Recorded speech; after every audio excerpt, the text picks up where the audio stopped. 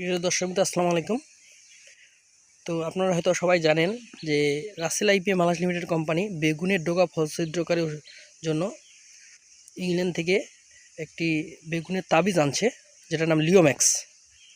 তো আমার সামনে একটা কৌটা দেখতেছেন, তো এটার ভিতরে দেখেন পোকাগুলো যে পড়ছে।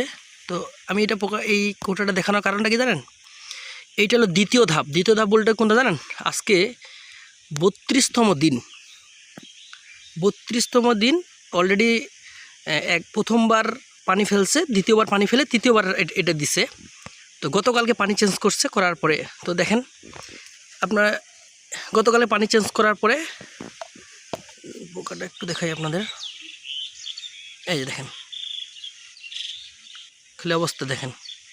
তাহলে আমাদের কতদিন পর্যন্ত এই তাবিজটা কাজ করতেছে?